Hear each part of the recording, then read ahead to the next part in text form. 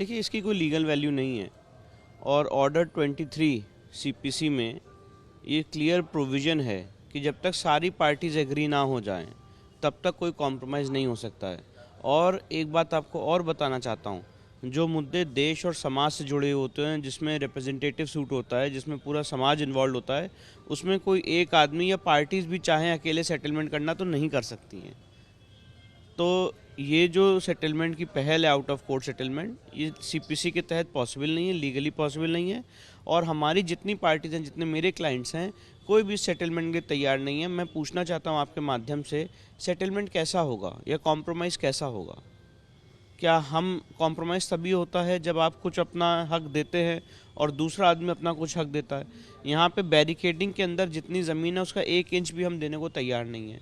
वो पूरा का पूरा जो बैरिकेडिंग के अंदर परिसर है वो हमको चाहिए। और जो जिस तरह से गलत ढंग से वहाँ पे कब्रें बनाई गई हैं, जिस ढंग से गलत ढंग से आपने हमारे मंदिर को एक मस्जिद के रूप में यूज़ किया है, इसमें तो मुस्लिम पक्ष को माफ़ी मांगनी चाहिए कि उन्होंने गलत ढंग से एक मंदिर परिसर को गलत ढंग से यूज़ किया है। तो इसलिए कॉम्प्रोमाइज़ का तो इसमें कोई बात ही नहीं आती, कोई सवाल ही नहीं आता है। भगवान की संपत्ति के साथ मेरे को तो ये अनुमति नहीं है कि 1 इंच भी मैं कॉम्प्रोमाइज़ कर सकूँ। तो ये लीगली पॉसिबल नहीं है और सैद्धांतिक रूप से भी पॉसिबल नहीं। राम मंदिर वाले मामले में भी आउट ऑफ कोर्ट सेटलमेंट की बात कई बार चली थी। जी, सुप्रीम कोर्ट ने भी एक रूलिंग दिया था कि बात नहीं, सुप्रीम कोर्ट ने भी जब ये बात कही थी, उस समय भी मेरे सीनियर हरिशंकर जैन साहब ने सुप्रीम कोर्ट के पटल में भी ये बात रखी थी कि कॉम्प्रोमाइज़ नहीं हो सकता है। और अल्टीमेटली उतनी बातचीत के दौर के बाद भी यही निकल के आया कि कॉम्प्रोमाइज़ नहीं होगा।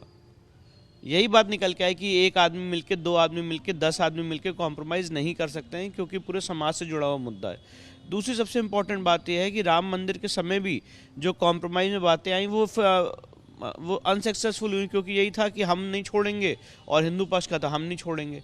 तो एक कॉम्प्रोमाइज़ की बात हो ही नहीं सकती है इन तरह के मुद्दों में, और ये राम मंदिर में हमारा अनुभव रहा है। तो वही बात मैं आपके सामने रख रहा हूँ। वो कह रहे हैं बातचीत शुरू होने दिया जाए, फिर देखा जाए किस बात पर सहमति बनती है। मैं पूछ तो रहा हूँ, मैं बातचीत की टेबल पे बैठूं कैसे उस आदमी के साथ जो शिवलिंग को फाउंटेन कह रहा है? मैं बातचीत की टेबल पे बैठूं कैसे जो माँ श्रृंगार गौरी के मूल स्थान पे कब्र रख दी? मैं बातचीत की टेबल पे बैठूं कैसे जो सेंट्रल डोम के नीचे 3 हिंदू मंदिर के शिखर हैं उसको मानने को तैयार नहीं है? मैं बातचीत की टेबल पे बैठूं कैसे जो हमारे मंदिर का ये परिसर है, हमारे भगवान वहाँ पे विराजमान है, उसको मानने को तैयार नहीं? तो बातचीत की टेबल पे बैठ के क्या करें? कैसे बातचीत के टेबल पे बैठेंगे? और जो औरंगजेब ने बर्बरता की है, उस बर्बरता को आज भी कोई आदमी कैरी ऑन कर रहा है, कंटिन्यू कर रहा है, तो उसके साथ बातचीत हो कैसे सकती है? इसलिए बातचीत तो इस मुद्दे पे हो ही नहीं सकती। इसलिए तो कोर्ट में केस फाइल किया है और इसलिए कोर्ट के माध्यम से लड़ाई लड़ रहे हैं।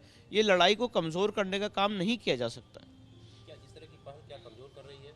देखिए, मैं सिर्फ इतना कहूँगा, एक आप लॉजिकली इस बात को सोचिए, जो बैरिकेडिंग के अंदर पूरा परिसर है, क्या उसको वो छोड़ने को तैयार है? क्या इतने दिन तक, जो 350 साल तक जो उसको मस्जिद के रूप में यूज़ कर रहे थे, क्या वो उसको छोड़ सकते हैं और कह सकते हैं कि नहीं, हमने गलत यूज़ किया? अगर ये 2 चीज़ें नहीं हो सकती हैं तो बातचीत किस चीज़ की होगी? और क्या मुझे विष्णु शंकर जैन को, हरिशंकर जैन को, रेखा पाठक को, सीता साहू को, मंजू व्यास को, लक्ष्मी देवी को ये अधिकार है कि वो कॉम्प्रोमाइज़ करके केस विड्रॉ कर ले? इसलिए ये लीगली पॉसिबल नहीं है। मैंने ये बात आपके सामने रखी और यही बात मैं आपके सामने रिपीट कर रहा हूँ कि ये चीज़ लीगली परमिसिबल नहीं है, पॉसिबल